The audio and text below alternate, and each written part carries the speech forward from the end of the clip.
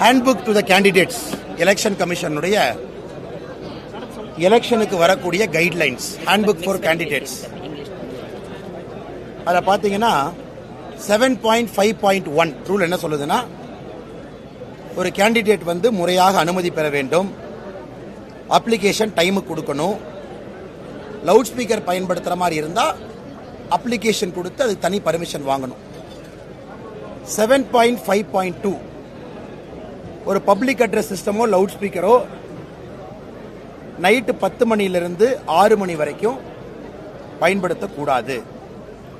7.5.3 கடைசிக்கு 2 நாட்கள் பயன்படுத்தக்கூடாது, 48 மணி நேரம். 10 மணிக்கு மேல ஒரு கேண்டிடேட் மக்களை சந்திக்க கூடாதுன்னு எங்கேயுமே கிடையாது.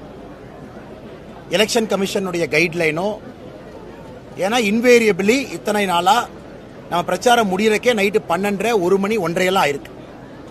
ஏன்னா நீங்க போட்டிருக்கக்கூடிய டைம் ஒரு இடத்துல லேட் ஆகுது, சரியான நேரத்துக்கு அந்த இடத்துக்கு போக முடியலனா 10 மணிக்கு மேல மைக் ஆஃப் பண்ணிட்டு நீங்கள் எல்லாரையும் சந்திச்சு கை குலுக்கிட்டு ஒரு வணக்கம்னாச்சு சொல்லிட்டு வரீங்கன்னா மக்கள் அங்கே காத்திருக்கின்றார்கள் 3 மணி நேரம் 4 மணி நேரம். இன்னைக்கு திராவிட முன்னேற்ற கழகத்துக்கு கூட்டமே வரல, யாருமே இல்ல, 4 பேர் இருக்காங்க, அவங்களுக்கு கிளம்பிடுறாங்க. அதுக்கு நாங்க என்ன செய்ய முடியுங்க? பாரதிய ஜனதா கட்சி, தேசிய ஜனநாயக கூட்டணி எங்களுக்கு பொதுமக்கள் வந்து ஆர்வமாக நிற்கிறாங்க. அரசியல் மாற்றம் வேண்டும் என்று நிற்கின்றார்கள். நரேந்திர மோடி அவர்கள் 3வது முறையா இருக்கணும்னு நினைக்கிறாங்க. அப்ப கடைசி 3-4 பாயிண்ட் எப்பவுமே டிலே ஆகுது. இந்த எதுவும் புது பாயிண்ட் எங்கேயுமே போலிங்க. நாங்க 10 மணிக்கு அப்புறம் மக்களை சந்தித்து ஒரு வணக்கம் சொல்லிவிட்டு, அம்மா 10 மணிக்குள்ள வர முடியல, பேச முடியல, 10 மணிக்கு மேல பேசக்கூடாது, அதனால மன்னிச்சுக்குங்க, அதை சொல்வதற்கு கூட ஏற்கனவே காவல்துறை அனுமதி கொடுத்த இடங்களுக்கு தான் நேற்று போயிருந்தோம். அங்கே காவல்துறையும் இருந்தாங்க. அதனால பத்திரிகை நண்பர்கள், நீங்க போய் அந்த பகுதியில் ஆவாரம்பாளையம் உட்பட அந்த பகுதியில் போய் நீங்க கேட்டீங்கன்னா மக்களே சொல்வார்கள், நாங்கள் 4 மணி நேரமா காத்திருந்தோம். ஒரு அரசியல் கட்சி 10 மணி ஆச்சு நாங்கள் மக்கள்கிட்ட பேச மாட்டோம் அப்படியே போக முடியாது. 10 மணியிலிருந்து காலை 6 மணி வரை லவுட் ஸ்பீக்கர் பயன்படுத்துவதற்கு அனுமதி இல்லை. ஆனா 10 மணிக்கு மேல மக்களை சந்திப்பதை யாரும் தடுக்க போறது கிடையாது. ஏன்னா ஏற்கனவே இது 7.5.1ல முறையாக அனுமதி பெற்ற ரூட், புதுசா டிவியேட் ஆகல, டைவர்ட் ஆகல. அதனால் இதை வந்து எல்லோரும் புரிந்து கொள்ள வேண்டும். செகண்ட், இந்தியா முழுவதுமே மோடி அவர்களும் நீங்க பார்த்திருக்கிறீங்க, பிரதமராக 10 மணி ஆன பிறகு மேடைக்கு போய் சாஷ்டாங்கமாக மக்கள் முன்னாடி விழுந்து இந்த மாதிரி 10 மணிக்குள்ள வர முடியல, என்னை மன்னிச்சுக்கங்கன்னு மோடி அவர்களே மக்கள்கிட்ட மன்னிப்பு கேட்ட வரலாறையும் இந்த நாடு பார்த்திருக்கு. ஒரு அரசியல் தலைவர் எப்படி இருக்க வேண்டும்? ஏன்னா நம்மை தாண்டி லேட் ஆகுது. அண்ணன் எங்க ஊர் கோயிலுக்கு வாங்க, வீட்டுக்கு வந்து ஒரு டீ சாப்பிடுங்க, குழந்தைக்கு பேர் வைங்க, இறங்கி வாங்க, மாலை மரியாதை ஏத்துக்குங்க, ஆராத்தி எடுக்கிறோம் வந்து நெல்லுங்க. ஸோ மக்களுடைய அன்புனால லேட் ஆகுவது தேர்தல் பிரச்சாரத்தின் போது சகஜம்தான். ஆனால் இன்னைக்கு திராவிட முன்னேற்ற கழகத்தினுடைய இதுதான் ரொம்ப ஆச்சரியமா இருக்கு. அதாவது மக்களை 10 மணிக்கு மேல சந்திச்சு, சரி காவல்துறை இருந்தாங்களே, நான் மைக்ல பேசின வீடியோ ரிலீஸ் பண்ண சொல்லுங்க. எல்லா இடத்துலயும் காவல்துறை இருந்தாங்க, எல்லா இடத்துலயும் ஸ்டாட்டிக் அப்சர்வர் இருந்தாங்க, எல்லா இடத்துலயும் எலெக்ஷன் கமிஷனுடைய வீடியோகிராஃபி டீம் இருந்தாங்க. இன்னைக்கு இவ்வளவு பேசுறவங்க நான் மைக் எடுத்து 10 மணிக்கு மேல பேசினதை அவங்க ரிலீஸ் பண்ண.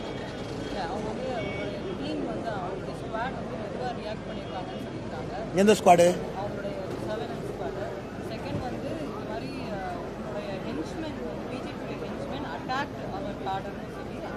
அதான் டிஎம்கேவோட கம்ப்ளைண்ட் தான் நம்ம சொல்றோம். இது ஃபர்ஸ்ட் டைம். எப்பவுமே டிஎம்கே காரன் கையில கட்ட போட்டுக்கிட்டு 2 இங்க ஊத்திக்கிட்டு போய் ஹாஸ்பிட்டல்ல படுப்பது சகஜம்தான். இதை 70 ஆண்டு காலமா பார்க்கிறோம், இது புதுசு கிடையாது. ஆனா இன்னைக்கு இங்க திராவிட முன்னேற்ற கழகம் பிஜேபியை பார்த்து எந்த அளவுக்கு பயப்படுதுன்னா, திராவிட முன்னேற்ற கழகத்திற்கு கோயம்புத்தூர் பாராளுமன்ற தொகுதியில டெபாசிட் கிடைக்காது. ஏன்னா மக்களுடைய கோபம், மக்களுடைய எழுச்சி பாரதிய ஜனதா கட்சியின் பக்கம், தேசிய ஜனநாயக கூட்டணியின் பக்கம் எல்லா பக்கம் தெரியுது. சாதாரணமாக இருக்கக்கூடிய நம்முடைய சகோதரிகள் கை குழந்தையோடு வந்து 9:30 மணி 10 மணிக்கு வீட்டுக்கு வெளியே நின்று பார்த்துட்டு போறாங்க, என்ன பேசுறாங்கன்னு கேட்கணும். இவ்வளவு பெரிய எழுச்சி கோயம்புத்தூர் பாராளுமன்ற தொகுதியில் நடக்குது. இன்னைக்கு ஆளுங்கட்சி அவங்க, பவரெல்லாம் அவங்க பக்கம், காவல்துறை சப்போர்ட் எல்லாம் அவங்க பக்கம், அத்தனை காவல்துறை இருக்கு. யாராச்சும் வந்து பிஜேபி காரங்க எங்களை அடிச்சிட்டாங்கன்னு சொன்னாங்கன்னா நாமெல்லாம் காதுல என்ன பூ சுத்தி இருக்குமா மேடம்? தமிழ்நாடு முழுவதுமே வன்முறையும் அட்டகாசமும் செய்வதற்கு ஒரு கட்சி பிறந்திருக்குன்னா திராவிட முன்னேற்ற கழகம். அதனால இன்னைக்கு அவ்வளவு பேர் இருந்தாங்க, கேமராமேன் இருந்தாங்க, ஸ்டாட்டிக் இருந்தாங்க. அவங்க யாருக்கிட்டையும் வீடியோ இல்லையா? நேற்று இரவு என் பிஜேபிக்கு போய் 4 பேர்த்து அட்மிட் பண்ணிட்டு எங்களை அடிச்சாங்க சொல்ல தெரியாதா?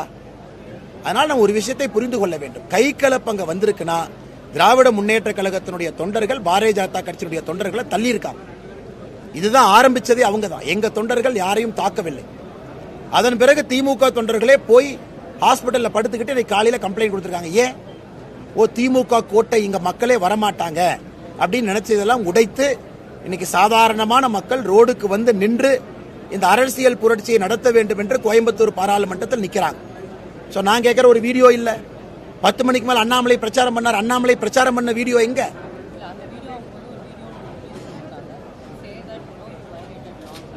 What did I say? I am giving you the election commission guideline to say I have every right to meet people after 10 p.m. Which election commission rule stops me? You please quote the order, madam. Is there any guideline, regulation in election commission which says a candidate after 10 p.m. if he goes late to a predetermined point, which is approved by the police, and which from morning till evening we go only in the predetermined route, because of delay from morning till evening, if we reach a spot late, which election commission manual or handbook prescribes at 10 o'clock the candidate has to abruptly leave the vehicle and go to his home? It doesn't prescribe. I am well within the rules and regulations prescribed by the election commission, because in a predetermined route you are going and saying sorry to the people, sorry I can't come before 10 o'clock. You are giving your apology to them, you are coming back. Now my question to the police and others is they have to show a video where I have sought vote for myself or for the Lotus. That will be a violation. That they have to show. From your point of view, it is not a violation. Why it is violation? If somebody calls a violation, they don't even know the law. They are unfit to be doing the election duty. Then how the case has been registered by the police and the election? What case registering is a big thing? Case India FIR registration is a big thing. You want, we can register 1000 FIR today. 1000 FIR, you go to a police station, you can register against anybody.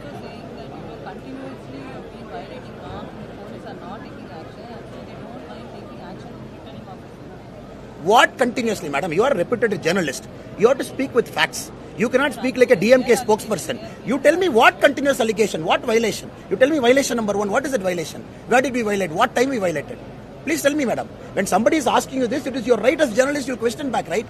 Annamalai cannot have a different justice in Coimbatore. DMK cannot have. Madam Preeta has to ask me, sir, this is allegation number 1 happened on this date.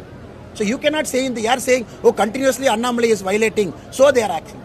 That is not a good journalism, and neither my answer is good enough for that. They are saying that file charge against the returning officer. 10 மணிக்கு மேல 100க்கும் மேற்பட்டவர்கள் எங்க கூட்டமா போனாங்க? I can release the whole footage. நாங்கள் record பண்ணிருக்கோம். 100க்கும் மேற்பட்டவர்கள் 4 மணி நேரமா நிக்கறாங்க. That's a static crowd. அங்க இருக்கக்கூடிய பெண்கள்லாம் வீட்டுக்கு வெளியே வந்து நின்னுட்டு இருக்காங்க 4 மணி நேரம். யாரு ப்ரொசஷனா போறாங்க? அந்த ஃபுட்டேஜ் உங்க கிட்ட இத்தனை கேமரா இருக்கீங்களா? ரெக்கார்ட் பண்ணீங்களா? எத்தனை பேர் எங்க கூட நேத்து வந்தீங்க? எங்கேயாச்சும் ஒரு இடத்துல எங்கூட கூட்டமா வந்தாங்களா? அந்த பாயிண்ட்ல இருக்கிற கூட்டம் தன்னெழுச்சியாக மாற்றத்திற்காக மக்கள் வந்து நிக்கிறாங்க.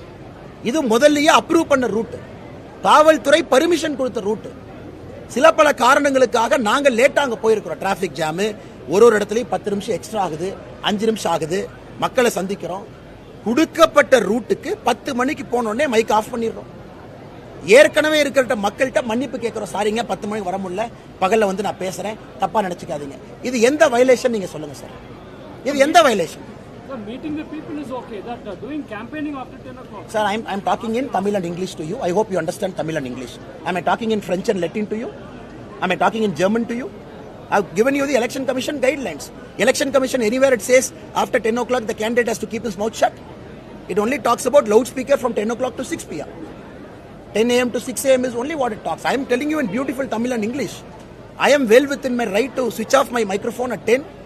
Well within my right to complete the yatra route for the day, which is pre-approved by the police, and meet the public who has already gathered there, waiting for me.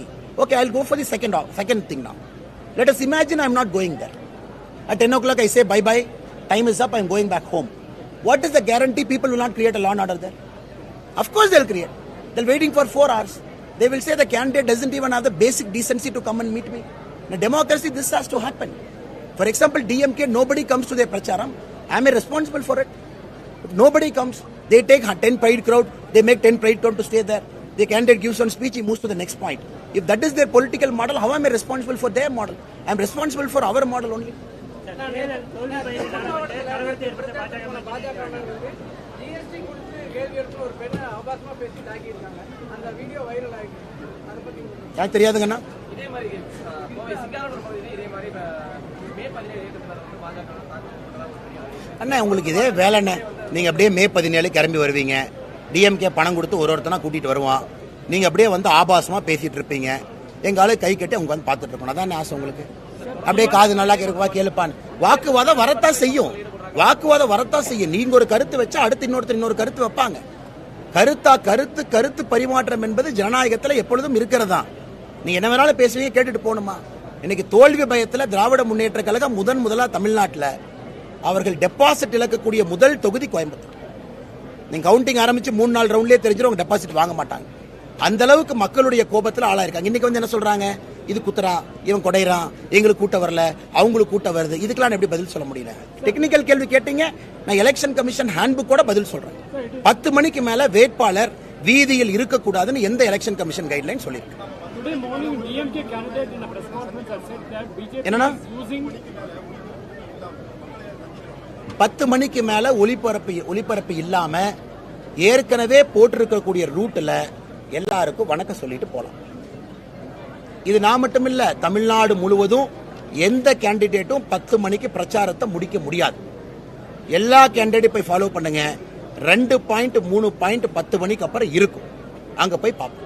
எல்லாருக்கும் ஒரு வணக்கம் சொல்லிட்டு போனீங்க. ஏன்னா ஏற்கனவே அது ப்ரீ டிட்டர்மைன்ட் அப்ரூவ்ட் ரூட். புதுசா ஒரு இடத்துக்கு போகக்கூடாது. புதுசா நாங்களா வண்டியை திருப்பி ஒரு இடத்துக்கு போகக்கூடாது. காவல்துறை அனுமதி கொடுத்து, சட்டத்தால் அனுமதி கொடுக்கப்பட்டு ரைட்டிங்ல இருக்கக்கூடிய இடத்துக்கு நீங்க மக்களை சந்தித்து விட்டு வருவது எந்த விதத்திலும் தவறு கிடையாது. அங்கேயும் நான் பிரச்சாரம் பண்ணலீங்க. 10 மணிக்கு மேல எங்கேயும் பிரச்சாரம் பண்ணல. மக்கள்கிட்ட மன்னிப்பு கேட்டு மட்டும்தான் வந்தேன். நான் பிரச்சாரம் பண்ற வீடியோ நீங்க காட்டுங்க. அண்ணா அண்ணாமலை ஓட்டு போடுங்க, தாமரை ஓட்டு போடுங்க அம்மா எங்கேயும் கேட்கலையே. சாரிங்கம்மா, லேட் ஆயிடுச்சு, குழந்தைங்களோட இருக்கீங்க, மன்னிச்சுக்கங்க, காலையில இருந்து டிலே ஆயிடுச்சு, பகல்ல வந்து நான் பிரச்சாரம் பண்றேங்கம்மா, தப்பா நினைச்சுக்காதீங்க, 10 மணிக்கு மேல பிரச்சாரம் பண்ணக்கூடாது. இந்த வார்த்தையை மட்டும் தான் நான் சொல்லியிருக்கேன். அங்கிருந்த காவல்துறை ஸ்டாட்டிக் டீம்ல ரெக்கார்ட் பண்ணிருக்காங்க. எலெக்ஷன் கமிஷன் அப்சர்வர் ரெக்கார்ட் பண்ணாங்க. அவங்க எல்லாரும் நின்னாங்க. அந்த வீடியோ ரிலீஸ் பண்ண சொல்லுங்க.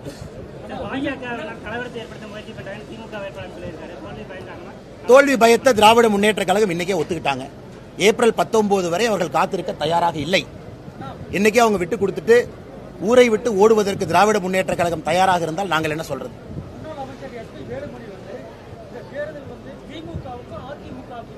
ஜூன் 4ஆம் தேதி இங்க இருக்கீங்களா? டிக்கெட் போட எங்கேயாச்சும் வெளியே போறீங்களா? ஜூன் 4ஆம் தேதி கோயம்புத்தூர்ல இருப்பீங்களா? வெளியே போவீங்களா? குலதெய்வம் கோயிலுக்குலாம் போக மாட்டீங்க, ஊருக்கு தான் இருப்பீங்க. 4ஆம் தேதி ரிசல்ட் பார்த்து பேசுவோம். 15 வாக்குறுதி சொல்லனே 100 வாக்குறுதி சொல்லியிருக்கோம்.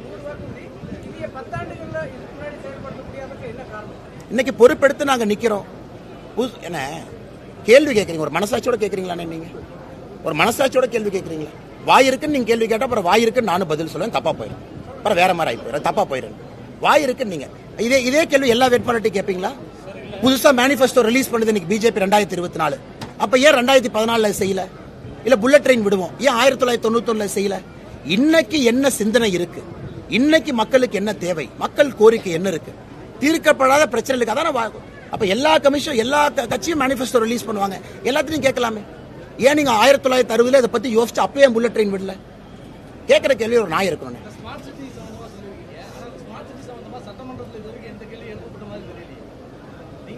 எழுப்புறப்ப எழுப்புவோம். நான் பேசியிருக்கேங்க ஸ்மார்ட் சிட்டில. உங்களுக்கு எல்லாத்துக்கும் தெரியும். என்ன கேள்வி கேட்கறீங்களா?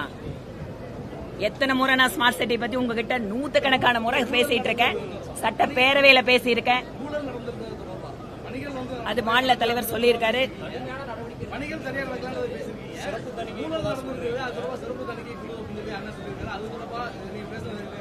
ஆனா இன்னைக்கு எங்களுடைய நிலைப்பாடு தெளிவா இருக்கு. பத்திரிகை நண்பர்கள் நீங்க கேட்கிற கேள்வியில கொஞ்சம் அறம் இருக்கான்னு பாத்துக்கல. அறம் இருக்கான்னு நீங்க கொஞ்சம் நீங்க கேட்கிற கேள்வியில அறம்ங்கிற வார்த்தை இருக்கான்னு பாருங்க. அறம் இருக்கான்னு நீங்க கேட்கிற கேள்வி அறம் இருக்கான்னு பாருங்க. அண்ணாமலைக்கு ஒரு நாயும் திராவிட முன்னேற்ற கழகத்துக்கு ஒரு நாய் இருக்கக்கூடாது. எல்லாத்துக்கும் ஒரே நாய் தான் இருக்கணும். கேள்வி கொஞ்சம் அறத்தோட கேள்வி. அறத்தோட கேட்கிறேன். தேவைக்காக வந்து சிலிண்டர் 200 ரூபா குறைஞ்சிருக்கு, பெட்ரோல் 2 ரூபா குறைஞ்சிருக்குன்னு சொல்லி எதிர்க்கட்சி இல்லண்ணே 2 ரூபா குறைக்கலண்ணே. பெட்ரோல் டீசல் வந்து 10 ரூபா 7 ரூபா தீபாவளி அன்னைக்கு குறைச்ச போன வருஷம். அது நீங்க பாக்கலையா? குறைச்சிருக்காங்க அப்படின்னு சொல்லி சரி, நீ தேர்தல் வாக்குறுதியில திராவிட முன்னேற்ற கழகம் 5 ரூபா 4 ரூபா குறைப்பேன்னு சொன்னாங்கல்ல, அதை பத்தி நீங்க கேள்வி கேட்டீங்களா இது வரைக்கும்? இல்ல இது வரைக்கும் நீங்க இல்ல சிலிண்டருக்கு 100 ரூபா குறைக்கிறேன்னு திமுக சொன்னாங்க, கேட்டீங்களா இது வரைக்கும்? நீங்க கேட்ட கேள்வி நான் பார்க்கணும். இல்ல நீங்க கேட்ட கேள்வி நான் பார்க்கணும். இந்த ஜெர்னலிஸ்ட் நேத்துல நம்ம சண்டை போட்டுருக்கோம். நீங்க திராவிட முன்னேற்ற கழகத்தினுடைய வேட்பாளர்கிட்டயோ ஒரு திமுக தலைவர்கிட்ட அண்ணா நியாயமா இருங்க, சாப்பிட்ற சாப்பாட்டுல உப்பு இருக்கணும் உங்களுக்கு எனக்கு நியாயமா கேளுங்க. திமுக தன்னுடைய தேர்தல் வாக்குறுதி 2021 சொல்லியிருக்காங்க, நாங்க சிலிண்டருக்கு 100 ரூபா குறைப்போம். முதல்வர் ஸ்டாலின் நீங்க கேட்டீங்களா? ஏன்னா வெக்கமா இல்லையா? 100 ரூபா குறைக்காம உங்களுக்கு சொல்ல ஸ்டாலின் சொல்றேன், 100 ரூபா குறைக்காம வந்தீங்க நீங்க கேட்கலையா? கனிமொழி கோவைக்கு வரும்போது எம்பி நீங்க கேட்டீங்களா? கேட்டீங்களா? கேட்டீங்களா? ஒரு நிமிஷம், நீங்க கேட்டீங்களா? கேட்டீங்களா? நீங்க கேட்டீங்களா? சொல்லுங்க என்ன சொல்லுங்க, கேட்டீங்களா? ஒரு நிமிஷம். நாங்க 2 ரூபா 3 ரூபான்னு சொல்லாதீங்க. பெட்ரோல் டீசல் விலையை 2 வருஷத்துல எவ்வளவு குறைச்சிருக்கோம் நீங்க பாருங்க. 2 வருஷத்துல எவ்வளவு குறைச்சிருக்கோம் நீங்க பாருங்க. 2 வருஷத்துல எவ்வளவு குறைச்சிருக்கேன்னு பாருங்க. தம்பி என்ன சொல்றாங்கன்னா அறத்தோட நடக்கல. கேள்வி கேட்டதுக்கு அறத்தோட சொல்ல நீங்க தேர்தல் வாக்குறுதி தேர்தல் தேர்தல் வாக்குறுதி 2021 திமுக சொல்லியிருக்காங்க. நாங்க எல்பிஜி சிலிண்டருக்கு 100 ரூபாய் குறைப்போம், பெட்ரோல் டீசல் 5 ரூபா 4 ரூபா குறைப்போம் சொல்லியிருக்காங்க. குறைச்சாங்களா? இல்லை, நாங்க சொல்லாம குறைச்சிருக்கோம். அது நண்பர் சொல்ற 2 ரூபா கிடையாது. நண்பர் திரும்ப கேட்டுக்கணும்ல, அண்ணா எலெக்ஷனுக்கு மட்டும் 2 ரூபா குறைக்கல, போன தீபாவளிக்கு 10 ரூபா 7 ரூபா குறைச்சாங்க, அதன் பிறகு 3 ரூபா குறைச்சாங்க, அதன் பிறகு 2 ரூபா குறைச்சிருக்காங்க. அது கேட்டிருந்தாரு நல்ல ஜெர்னலிஸ்ட். இவங்க கேள்வி எப்படி கேட்கிறாரு? அண்ணா எலெக்ஷன் மட்டும் 2 ரூபா குறைச்சிங்க, எலெக்ஷன் மாதிரி யாருங்க 2 ரூபா குறைச்சா? 2 வருஷத்துல எத்தனை முறை பெட்ரோல் டீசல் குறைச்சிருக்கும்? கேள்வியில அறம் இருக்கணும், கேள்வியில உண்மை இருக்கணும், கேள்வியில ஒரு நியாயம் இருக்கணும்.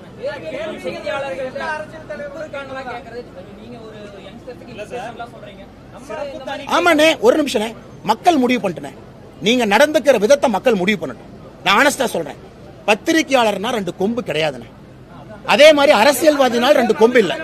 ஒரு நிமிஷம், மக்கள் தான் பாக்குறாங்க சார், மக்கள் தான் பாக்குறாங்க. நீங்க நியாயமா இருந்தா இந்த நாடு எப்போ முன்னேறி இருக்குமே? மக்கள் தானே பாத்துட்டு, உங்களையும் மக்கள் பாக்குறாங்க, என்னையும் மக்கள் பாக்குறாங்க. பத்திரிகையில் அறம் இருக்கான்னு மக்கள்கிட்ட நான் கேட்கிறேன். பத்திரிகையில் அறம் இருக்கான்னு நான் கேட்கிறேன். பத்திரிகையில் அறம் இருக்கான்னு கேட்கிறேன். ஒரு நிமிஷம், கம்ப்யூட்டருக்கு கூகுள் இருக்கு. மத்திய அரசு எத்தனை முறை பெட்ரோல் குறைச்சா உங்களுக்கு தெரியாது? உங்களுக்கு தெரியாம மாதிரி சின்ன பாப்பாவா நீங்க? சின்ன பாப்பாவா? 2ஆம் கிளாஸ் படிக்கிற பாப்பாவா? பெட்ரோல் டீசல் விலையை மத்திய அரசு குறைக்கவே இல்லை, குறைக்கவே இல்லை. தீபாவளிக்கு 10 ரூபா 7 ரூபா குறைக்கல பெட்ரோல் டீசல் 2 வருஷத்துக்கு முன்னாடி.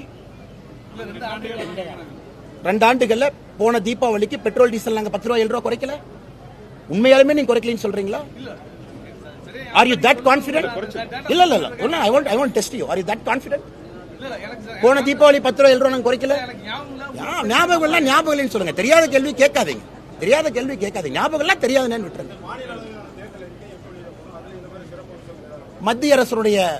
மத்திய பாரதிய ஜனதா கட்சியினுடைய தேர்தல் அறிக்கைக்காக கொஞ்சம் கோஆர்டினேட் பண்ணிட்டு இருக்கோம். ஏன்னா நிறைய விஷயங்கள் இங்கிருந்து மத்திய பாரதிய ஜனதா கட்சியினுடைய தேர்தல் அறிக்கையில இடம்பெற வேண்டும் என்று நினைத்திருக்கின்றோம். அதை அனுப்பிச்சிருக்கோம். அதனால கோஆர்டினேட் பண்ணிட்டு இருக்கோங்கன்னா வந்தோடனே வேகமா சொல்றோம்.